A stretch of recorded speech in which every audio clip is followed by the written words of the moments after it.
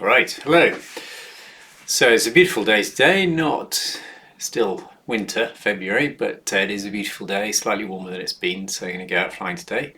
Do a bit more tuning on the Badger, and I think a couple of things to say about that. So first off, if you watched my earlier video, you'll see I had this CPU issue that was leading to radio failsafes, and I fixed that by increasing the clock speed of the MCU. Subsequent to that, I have actually come up with a better fix that makes CRSF a sort of bit more resilient to fail-safes in sort of low CPU conditions, and I've got that change ready, and I'm going to fly that. But actually having tuning when the CPU is close to the edge is never really a good idea anyway, because you'll get a worse tune. So I've kept the updated clock rate, and what I'll probably do is just put a link in the notes on this video to a build of the firmware for this board, BD Shop build on 4.4. So yeah, so we're going to try that today. Hopefully won't get any radio failsafes, which would be great. But the other thing I'm going to do is now that the copter is flying pretty well, I'm going to tune up the EKF a little bit for kind of fast copter flight, and I'll just take you through some of those settings that I've changed. Some of these have already changed, but I'll just sort of put them as a reminder.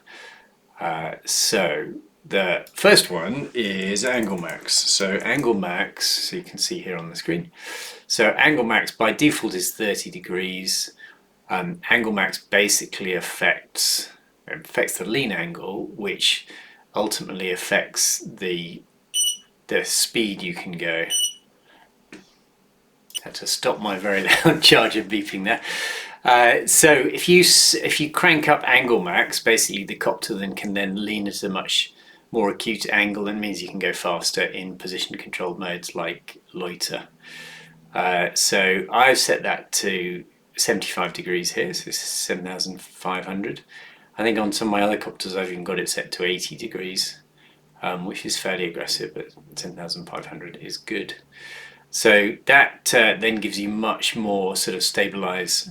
So this is one of the things people liked about position hold, was it gave you stabilized light control whilst having position control. And actually, if you set this for loiter, then you will tend to get much more stabilized, like a bit more like pos hold, and loiter's sort of a better mode anyway. So that's angle max. So the next one is EK3 glitch radius. Now I think I've mentioned this before, but this, so by default this is set to 25, and what happens with that is when the innovations go over a certain number, EKF innovations, this is for GPS, then they stop being used, and this can mean you basically have no position information from the GPS being used, and so your position can get sort of out of whack. And so there's this special setting in 4.4 now, glitch radius 0,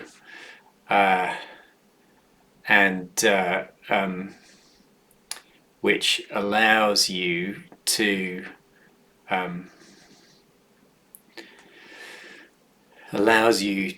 instead of ignoring the innovations, clip them. So clip them at their maximum value. So the innovations will still, even though the innovations are high, the GPS information will still get used, and this means that the EKF doesn't get so out of whack with position information. So I'm going to set EK3 glitch radius to 0, and you can see I've got that already.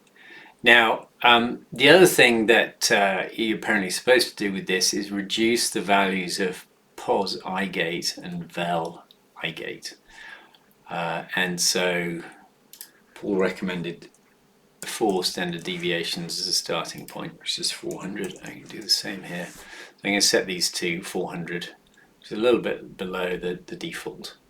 And that should give better position holding in sort of very fast conditions, because what tends to happen with these is when you're going very fast, things can get out of whack and then the GPS gets ignored, but actually the GPS is telling us something useful. Okay, so the next thing to do is look at the biases for gyro and accelerometer. So what we've got here is, now you can see the gyro bias is already set quite low at 0.001, and this is the rate at which the EKF learns gyro noise, and this can be quite important if, for instance, this is also the way it learns about temperature fluctuations with the IMUs. And so if you haven't done a TCal, so you haven't done a proper temperature calibration, then these settings, this one, G bias P noise and A bias P noise, these are quite important because it allows the EKF to learn the biases and apply the biases based on flying. Now, the problem with that is that if you fly very aggressively, then the aggressive flying can look like noise that then gets learned. And so you sort of end up with this weird situation where you fly aggressively and then the thing comes back reeling like a drunken sailor because it's learned these very off biases. So for these fast copters, what you want to do is do a temperature calibration, and then you can lower A bias P noise and G bias P noise. Now, this G bias P noise is actually relatively low to start with, so I think I'm just going to leave that as it is. But this value of 0.02 is quite high for acceleration bias, and so I'm going to reduce that to 0.003, so quite nearly a tenfold decrease. So I'm going to reduce that, and this should mean that the EKF doesn't learn bad accel offsets when I'm flying around fast in acro. Now, in a similar vein, there is also this setting, EK3 ACC bias limit. Okay, so this is what you find, or what I found, is there is sort of accelerated learning that goes on at takeoff, and if you take off very aggressively, then the learned bias can be quite high. Again, the thing comes back flying like a drunken soldier. So what you can do is limit the overall. So this is limited to 1 meter per second, so that's 0.1 of a G, which is quite a high acceleration. So I'm going to change this to 0.1 of a G, so much lower offset. And so this will mean that it learns, there's a sort of maximum bias learning here, which means it can never be fully out of whack. And if you've done a proper accel calibration, so properly calibrated accels and set level, then you should never be learning massive bias offsets anyway. So I'm going to change that to 0.1 there. All right, so working our way on down. So the next thing is MagCal. So now by default, so MagCal is this value. So by default on copters, you get this MagCal as a value of 3. And 3 means, here it is, 3 means heading fusion on the ground and 3-axis fusion after the first in-air field and your reset is completed. Now, this originally was because there was this assumption that when you were on the ground, if you were like close to a car or something like that, or I think in particular people were taking off car roofs, then you could have poor compass offsets caused by the interference, but then once you're in the air you could regain the normal interference. Now, I find that this reset can be, it's very, it's quite aggressive, so it's quite problematic when you're flying. And B, most of the time it's not necessary. So, you know, generally if you do a good compass calibration, you can just leave it set as always, and then you won't get this aggressive reset. So what I do is I tend to set this to 4, which means use heading fusion all the time. So this should be a good value for that, and hopefully we'll avoid some of those aggressive yaw resets on startup. Okay, so that's the EKF. So, and all of this is to do with being able to fly very aggressively without messing with the EKF too much, and also with for the EKF to be able to fly quite aggressively. Now, the reason I want to do that is because I want to have auto behavior much faster than the defaults, and most of these are in WPNav. Okay, so we've got WPNav here. So what I'm going to do is, I'm going to first start with WPNav speed. So that this affects, for instance, RTL behavior. So this means that this is in centimeters a second. So this is 10, at most it will go 10 meters a second. Now, given that my copter can do like 40 meters a second, this is quite pedestrian. So I'm going to increase this to 30 meters a second. So the maximum speed it can go is 30 meters a second in auto modes now. Now, the other challenge here is to get to that speed, you then need higher acceleration, because otherwise it'll accelerate quite slowly and then eventually get to that speed, but almost doesn't matter unless you've got you're traveling very long distances. So I'm going to, and the acceleration is set quite low, so it's 0.25 over g, and I want it significantly higher than that. So I'm going to set this to 2000. So that's 2g that it can go at, 20 meters per second. Still not super high. I've got copters that I set this up to 4g, and that's quite good, but 2000 is 8 times higher than the default, so it's fairly significant. And then even that is not enough, so you also need to set this jerk parameter higher. So jerk is the differential of acceleration. So generally you need this jerk value to be relatively high as well, and so this is actually in meters per second rather than centimeters. And so I'm going to I set this to 40, which is really quite high, but it seems that you need a very high jerk setting to be able to really aggressively get to this acceleration. And then the other thing is this cornering acceleration. So once you get up to quite high accelerations, the default for the cornering acceleration, which is 2 times the regular acceleration, I think is a bit too high, so I'm going to set this to the same value. So I think normally when you're accelerating quite slowly, the corner acceleration should be 2x is quite reasonable, but when you're accelerating very quickly, you want to dial down the corner acceleration a little bit. This is again another new function in 4.4, so I'm going to set that there. And then the other thing is I want it to take off and land in auto modes relatively quickly. So I've got here 150 centimeters a second down, 250 centimeters a second up. And so I'm going to change those to 10 meters a second up and down, so 1000. So this means it'll come up, so it won't have to wait ages to get to RTL height, and vice versa, you won't have to wait ages for it to land. So this is setting these to 10 meters a second.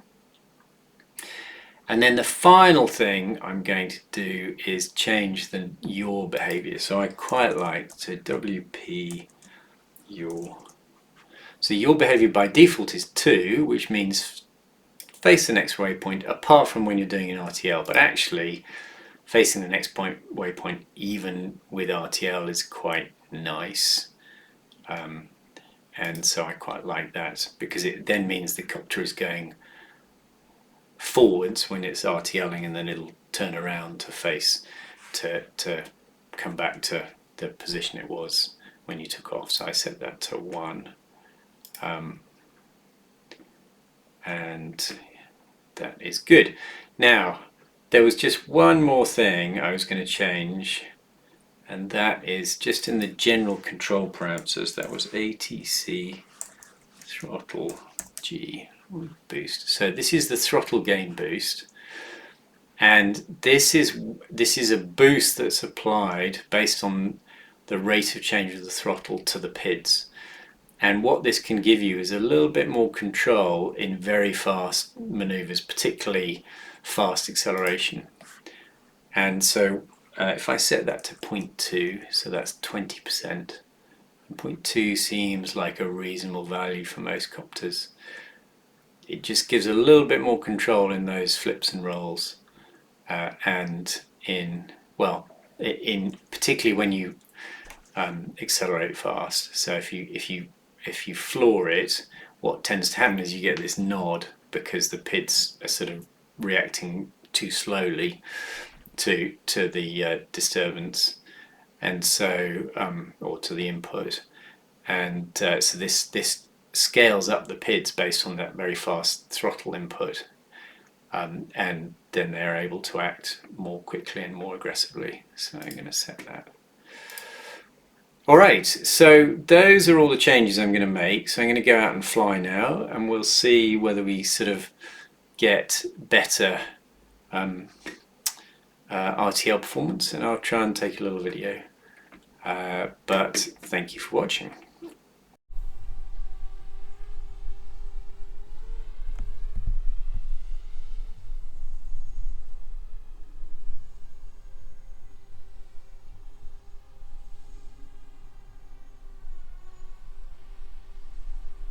Okay, in Loiter now.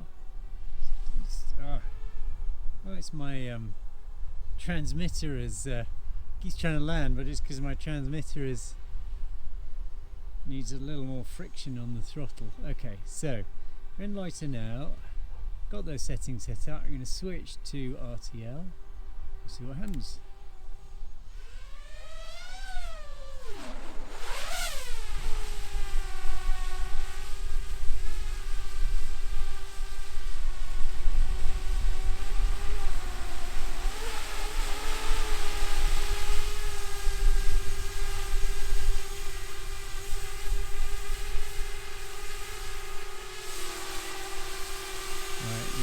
Switch to stabilise and land it.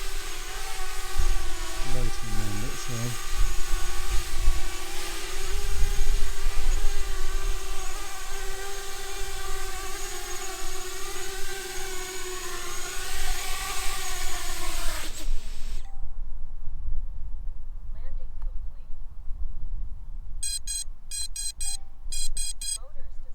So alright, so that mostly worked, but what you could see is that the final approach was very slow on RTL, so that's another setting I can dial up, so I will set that.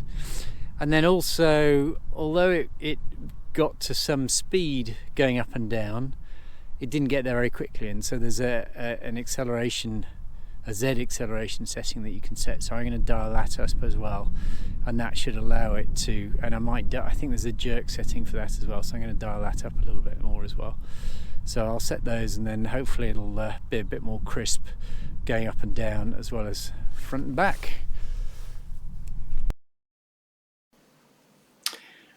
Okay, so here I'm just going to annotate this flight of my Badger now. So you can see that the visual artifacts I was getting from the camera cage are gone now because I've pulled the camera forward a little bit, which is great. And occasionally you can see just a little bit of the props in the bottom left and right hand corners. But for the most part it works well. So it did a roll there. The nice thing about the roll is it snaps right out of it, so there's no bounce back after the roll, and it goes pretty fast in the roll, so I was pleased with that. I do see a little bit of okay, similarly for the flip. So again, it snaps out of that very nicely.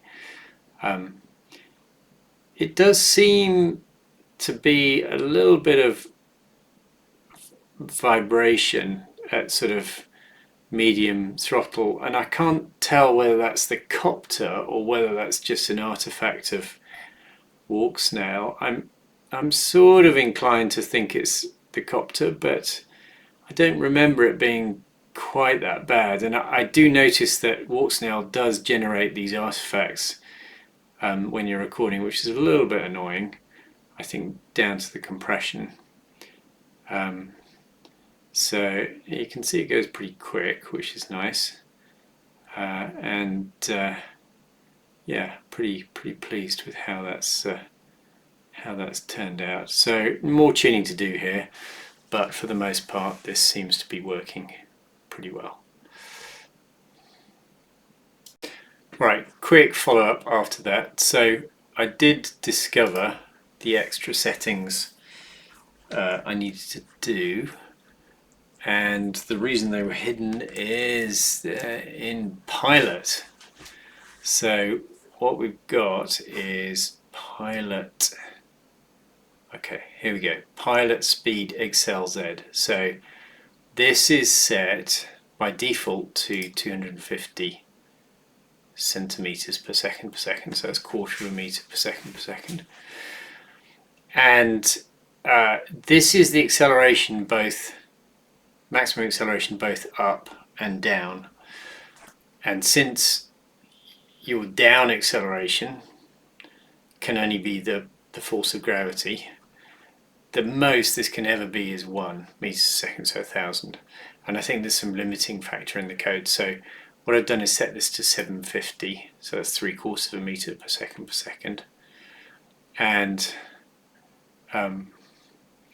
that will increase the acceleration, and then I can do a similar thing for pilot speed up and down. So I think this pilot speed up and down is what's limiting my velocity. So this is set to 1/4 of a meter per second, and so maybe, so I want pilot speed, so I want it to be much more responsive than it currently is. Obviously it's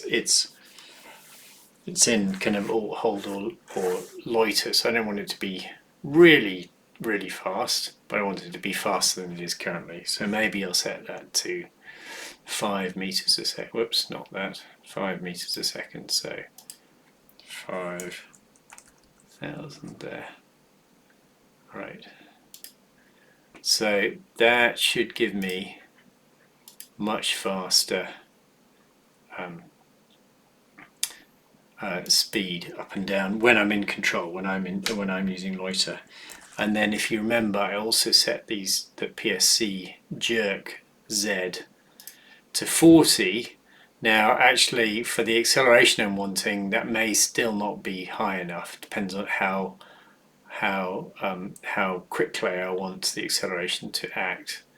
So what I might do is set that to 80. That gives me a bit more acceleration. But everything else worked well, and yeah, I hope you enjoyed this video, and thank you for watching.